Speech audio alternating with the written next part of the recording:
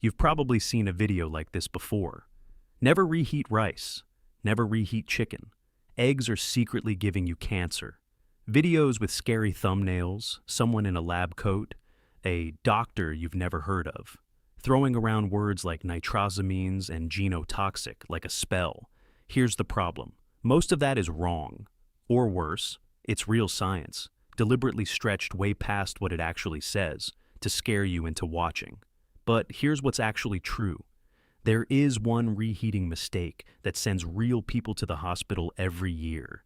It's not the one going viral, and I'm going to show you exactly what the real risk is, why the viral version is wrong, and the one habit that actually matters, in the next 4 minutes. Stick around because food safety is genuinely important. It's just not the story you've been told. Let's start with why these videos work. They take a real scientific term, Maillard reaction, oxidation, nitrosamine, something that sounds terrifying if you don't know the context, and attach it to something you do every single day, reheating leftovers. That combination of scary word plus everyday habit is what makes people watch till the end. It's not because it's dangerous, it's because it's designed to feel dangerous. So, let's actually separate what's real from what's exaggerated, food by food. Rice is the one legitimate food safety concern on this list, but the reason isn't what most videos say. Raw rice can carry spores of a bacterium called Bacillus cereus. Cooking doesn't necessarily kill these spores. If cooked rice is left sitting out at room temperature, those spores can germinate and produce a toxin called cereulide. And this toxin is heat stable, meaning reheating won't destroy it. This isn't a cancer story, it's a food poisoning story. Vomiting and nausea, usually within hours. It's well documented by food safety agencies, including the UK's Food Standards Agency and the CDC. What actually matters: get rice into the fridge within about an hour of cooking, keep it refrigerated, and reheat it until it's steaming hot all the way through. That's it. That's the actual rule. And it has nothing to do with reheating rice more than once causing DNA damage. You may have heard that reheating chicken produces HCAs, heterocyclic amines, that damage DNA. Here's the mix-up. HCAs primarily form during high-heat cooking methods like grilling, pan-searing, or char-broiling, not from warming up leftovers in a microwave or oven. The formation is linked to charring and high direct heat, not the act of reheating already cooked meat. The real risk with leftover chicken is the same as with any leftover protein: bacterial growth if it's left out too long or not reheated to a safe internal temperature.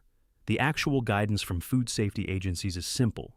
Refrigerate leftovers promptly and reheat to 165 degrees Fahrenheit or 74 degrees Celsius internal temperature. This is the one where the scary framing gets things backwards. Yes, leafy greens like spinach naturally contain nitrates, and nitrates can convert to nitrites. But spinach and other vegetables are also loaded with vitamin C and polyphenols, compounds that actively inhibit the conversion of nitrites into nitrosamines. This is a big part of why major food safety bodies don't treat nitrate-rich vegetables the same way they treat, say, processed meat. The real-world guidance on cooked spinach is mostly about general food storage hygiene. Refrigerate promptly, don't leave it out for hours. Not a special, never reheat this rule. Reheated eggs being genotoxic is not an established finding in mainstream food science. It comes from stretching research on cholesterol oxidation products in unrelated contexts and applying it to breakfast leftovers. Eggs are still perishable and should be refrigerated and reheated properly, like any other cooked food. But there's no credible body of evidence saying your leftover scrambled eggs are a cancer risk. If you take one thing from this video, it's this.